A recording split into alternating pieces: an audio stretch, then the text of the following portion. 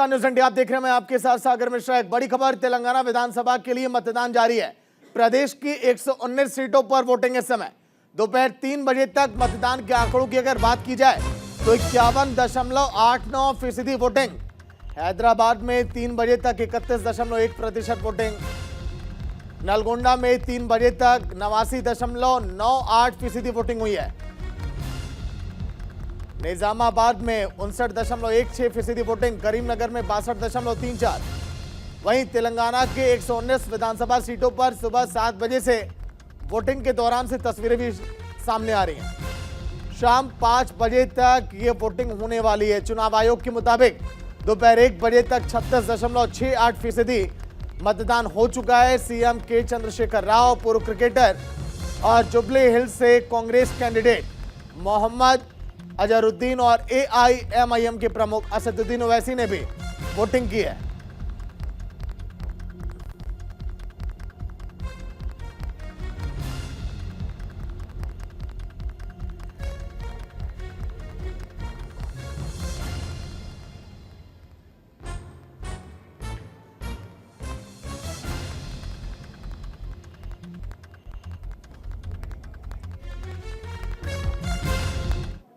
तो चलिए, हमारे दो संवाददाता लाइव जुड़ गए। आकाश होंगे तेलंगाना से, हैदराबाद से शकील होंगे पूरी जानकारी के साथ। पहले आकाश, आपके पास अभी तक मतदान के आंकड़े कैसे रहे? पिछली बार की अपेक्षा इस बार वोटिंग के प्रति लोगों का कितना रुझान दिखाई दे रहा है, कितना इंटरेस्ट है लोगों में?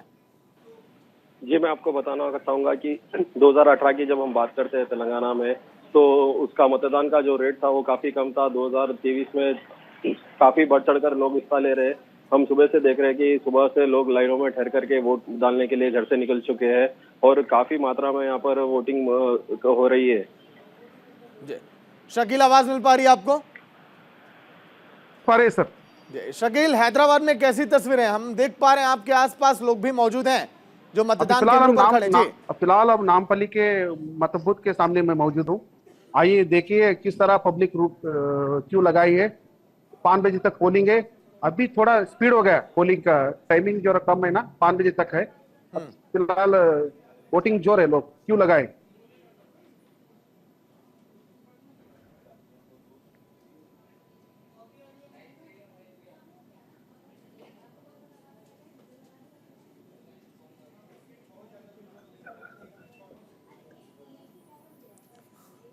तो शकील की फिलहाल आवाज नहीं आ पा रही, एक बार फिर से हम जुड़ने की कोशिश करेंगे। केसीआर को आप देखिए, राज्य में 3.17 करोड़ से ज्यादा वोटर्स, 8 लाख लोग पहली बार वोट डाल रहे हैं। नेशनल और स्टेट लेवल की कुल 109 पार्टियों के 2290 कैंडिडेट्स मैदान में हैं। राज्य में 35,655 मतदान केंद्र बनाए गए हैं। शकील, दिखाइए तस्वीरें, आप दिखा रहे थे। इधर मौजूद है, देखो इस तरह पब्लिक रुकी है, आप देख रहे हैं। बहुत सारे लोग क्यू लगाए हैं। इधर लेडीज भी क्यू लगाए। पोलिंग के अंदर भी भीड़ लगी है। फिलहाल अब 1 घंटा और खाली बाकी बच गया है। पूरे उधर होटल और पूरी दुकानें बंद कर दिए हैं तेलंगाना स्टेट में। अच्छा शकील, अगर हम बात करें वोटिंग के दिन, तो देखिए पार्टियां दावे बड़े बड़े करती हैं कि आज के दिन हमारे पक्ष में वोट पड़ रहा है, लोगों में हमारे प्रति इंटरेस्ट अब दिखाई दे रहा है, लोगों को हमारी तरफ झुकाव है। आज के दिन बयान आया क्या? पॉलिटिकल रिएक्शन क्या है?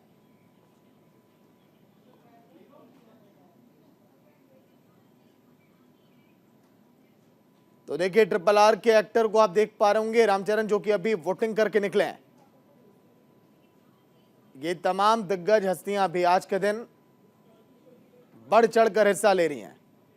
वोटिंग का दिन बहुत ही अहम और खास, और ये संकेत भी उन लोगों को, ये संदेश भी उन लोगों को कि आप भी अपने घरों से निकलें।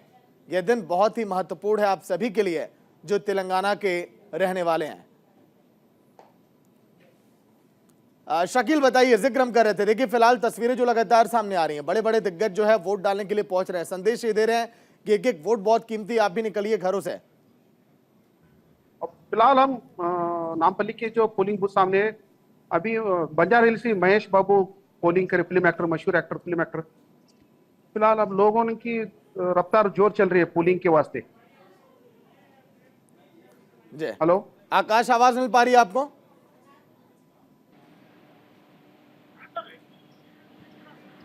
आकाश, आप सुन पा रहे हैं? जी सुन पा रहा हूँ, बोलिए।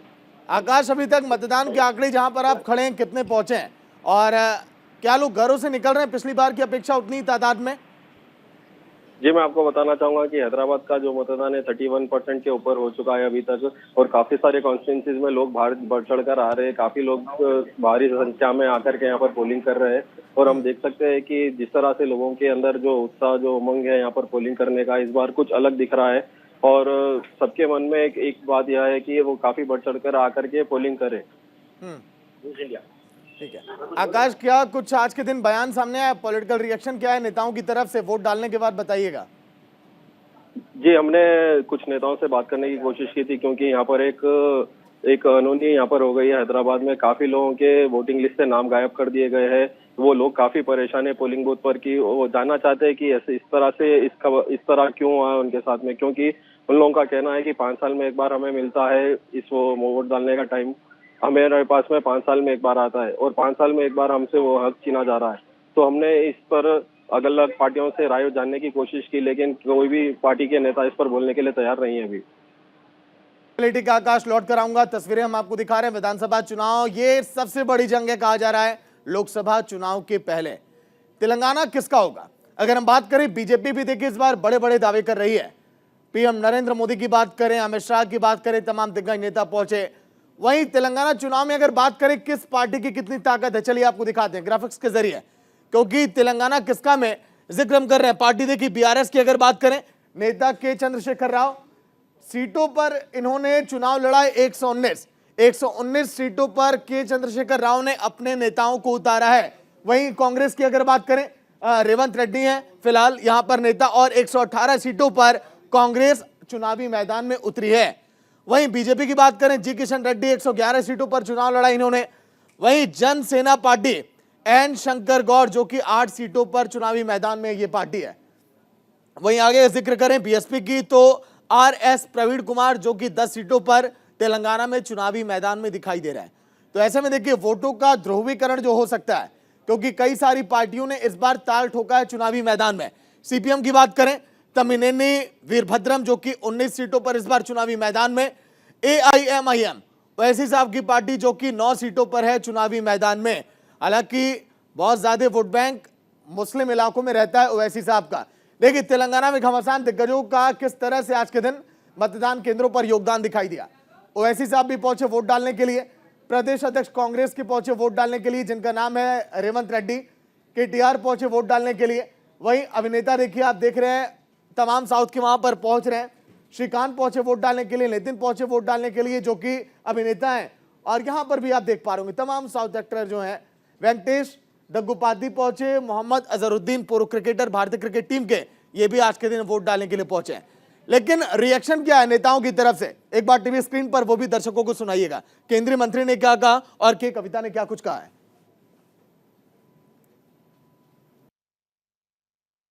Well, United Nations recognized the development model of Telangana. Oxford University recognized the development model of Telangana. If Rahul Gandhi does not understand the reports of United Nations and Oxford, it is up to him and his party's team to understand and tell him that this is recognized and acknowledged worldwide.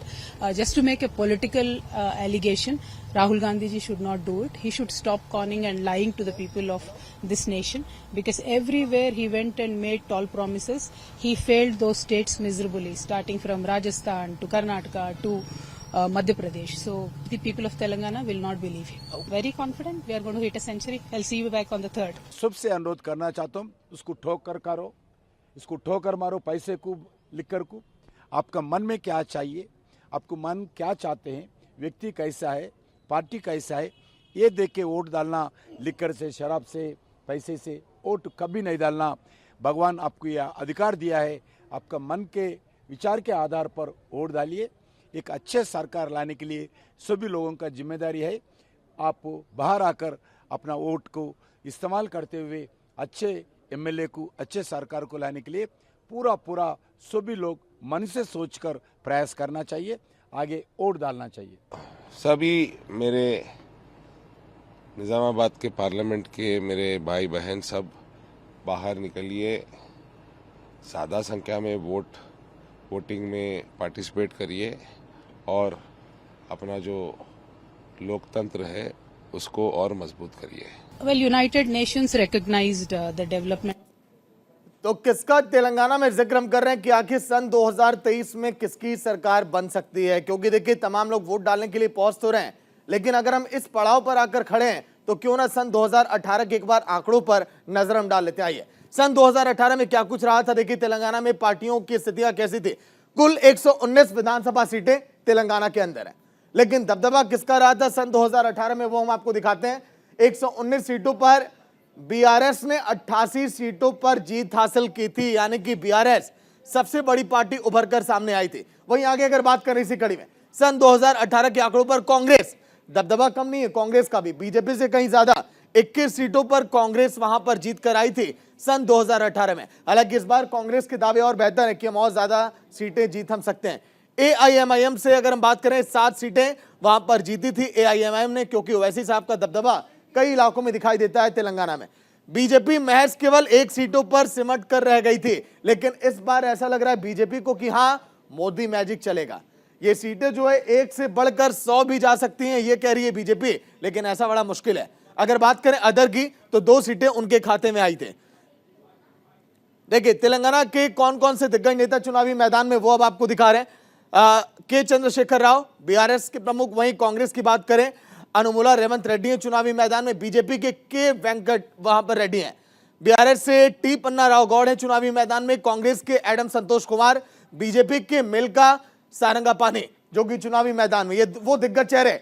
वहीं BRS की बात करें लील हसन नंदिता, कांग्रेस की बात करें तो जीवी vanilla, और बीजेपी से श्री गणेश नारायण जो कि चुनावी मैदान में, तेलंगाना की चुनावी मैदान में सिकंदराबाद सीट। वहीं कलवाकुर्ती सीट की बात करें तो बीआरएस से बात करें तो गुरका जयपाल यादव, कांग्रेस के काशी रेड्डी नारायण रेड्डी, बीजेपी से भी रेड्डी साहब वहां पर चुनावी में, बीआरएस से देखिए मंगती गोपीनाथ जुबली हिल से, ये वो तमाम हॉट सीटें हैं जहां पर ये बड़े बड़े चेहरे हैं चुनावी मैदान में। कांग्रेस की बात करें मोहम्मद अजहरुद्दीन, वहीं बीआरएस की बात करें केटी रामाराव, सिरसिला सीट से कांग्रेस से के महेंदर रेड्डी और रानी रुद्रमा रेड्डी हैं बीजेपी से चुनावी मैदान में। सिरसिला भी बहुत हॉट सीट है तेलंगाना में। वहीं बीआरएस से बात करें तो इब्राहिम लोधी है जो कि चार मीनार सीट से चुनावी मैदान में, कांग्रेस की बात करें तो एमडी मजीबुल्ला शरीफ, बीजेपी की बात करें तो मेघा रानी जो कि चुनावी मैदान में यहां पर है। वहीं बीआरएस की बात करें तो टी हरीश रावत जो कि सिद्दीपेट से हैं, कांग्रेस से पुजाला हरिकृष्णा, बीजेपी से डूडी श्रीकांत रेड्डी जो कि चुनावी मैदान में, ये भी हॉट सीटों में से। वहीं चंद्रन गुट्टा सीट की बात करें तो बीआरएस से एम सीताराम रेड्डी हैं वहां पर, कांग्रेस से बोया नागेश, बीजेपी के महेंद्र, एआईएमआईएम से हैं अकबरुद्दीन ओवैसी। यहां पर 4 दिग्गज चेहरे हैं वहां पर चुनावी मैदान में। इसी कड़ी में आगे जिक्र कर लेते हैं, बहुत सारी सीटें ऐसे जहां पर देखिए दिग्गज चेहरे चुनावी मैदान में। शकील और आकाश भी लगातार अपडेट दे रहे हैं, ये वो बड़े चेहरे जिन्होंने आज के दिन वोट डाला है।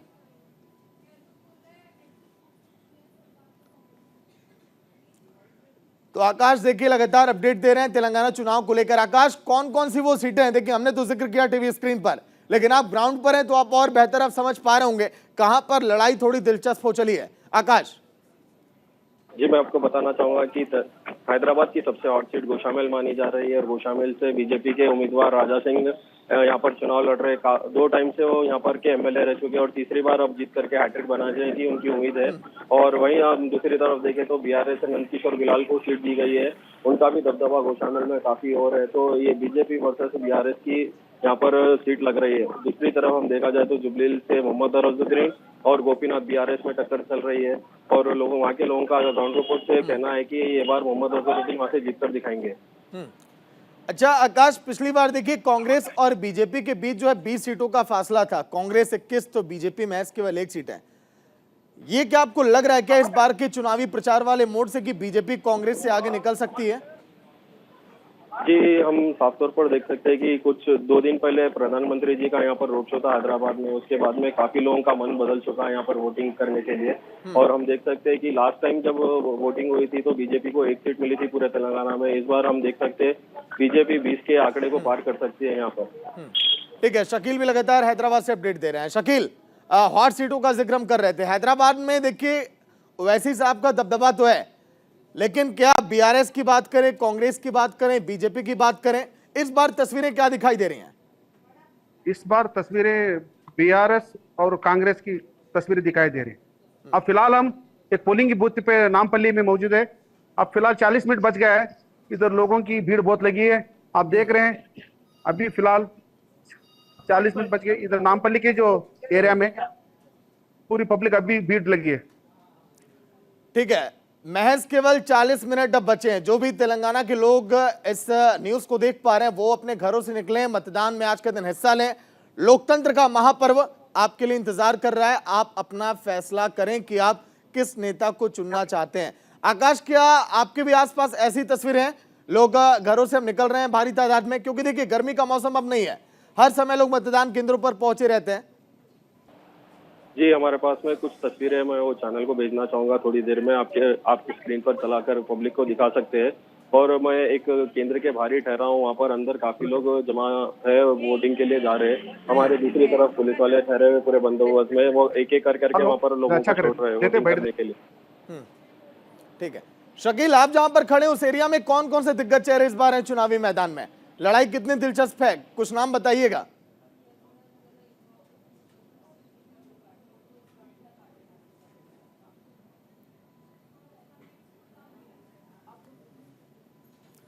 तो केसीआर की कार या फिर कांग्रेस की बनेगी सरकार, ये सवाल तो है, लेकिन दबदबा किसका है वो आप देख पा रहे होंगे। सन 2018 के मुकाबले इस बार भी तस्वीरें ऐसा नहीं है कि बीआरएस के पक्ष में नहीं है। चलिए फिलहाल पीएम नरेंद्र मोदी संबोधित कर रहे हैं, सुनाते हैं आपको।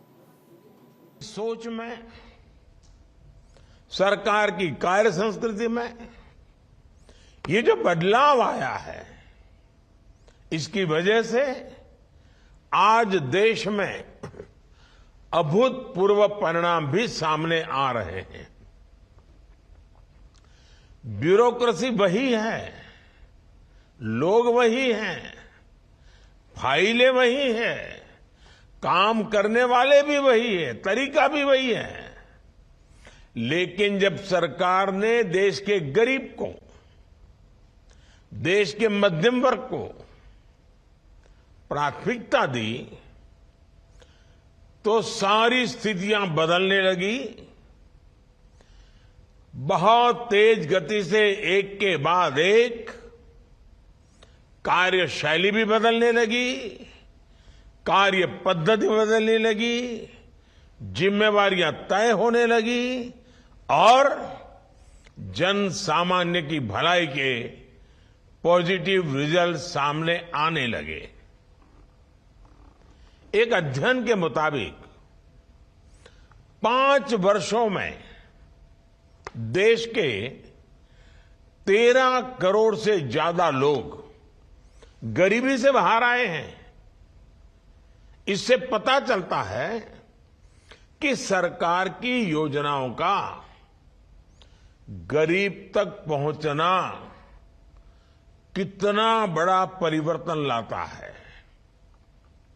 आज सुबह ही आपने देखा होगा कि विकसित भारत संकल्प यात्रा किस तरह गांव-गांव में जा रही है। आपकी तरह ही सरकार के कर्मचारी सरकार की योजनाओं को गरीब के दरवाजे तक ले जा रहे हैं। सरकारी सेवा में आने के बाद आपको भी ऐसी ही नियत से, नेक नियत से, ऐसे ही समर्पण भाव से, ऐसी ही निष्ठा से अपने आप को जनता जनार्दन की सेवा के लिए खपाना ही है। साथियों, आज के बदलते हुए भारत में, चलिए खबरों के बारे में कुछ बता दें। नतीजों से पहले राजस्थान के सीएम अशोक गहलोत ने बड़ा बयान दिया। उन्होंने कहा कि राजस्थान में कांग्रेस की सरकार बन रही है। बीजेपी 5 राज्यों में से किसी में भी जीत नहीं रही है। इस बार राजस्थान सरकार दोहराएगी और इसके 3 कारण है। पहला कारण यह है कि सरकार के खिलाफ कोई सत्ता विरोधी लहर नहीं है। सुन लेते हैं अशोक गहलोत ने क्या कुछ कहा था। एग्जिट पोल कुछ भी आए, सरकार कांग्रेस की बन रही है। राजस्थान के अंदर 5 राज्यों में बीजेपी कहीं नहीं आ रही है। 5 राज्यों में मुझे लगता है बीजेपी कहीं जीत नहीं रही है, नंबर 1। नंबर 2, राजस्थान के अंदर एग्जिट पोल कुछ भी आ जाए, सटोरी कुछ भी कह दे, आप लोग कुछ भी दिखा दो मीडिया वाले, और सर्वे कुछ भी आया आपके मीडिया के अंदर, जो प्री पोल सर्वे आ चुके हैं, तब भी मेरा हंच कहता है, जो मैं कमेंट सुनता हूँ लोगों से, आम लोगों से, गांव में, शहर में, पिछले 6 महीने से, उससे मुझे लगता है कि सरकार हमारी। वैसे चुनाव के परिणाम के पहले दावे तो तमाम हो रहे हैं, लेकिन 3 तारीख के नतीजों का इंतजार करिए, क्योंकि न्यूज इंडिया भी उस दिन दिखाएगा आपको मेगा कवरेज। एक छोटा सा ब्रेक, खबरें लगातार जारी हैं।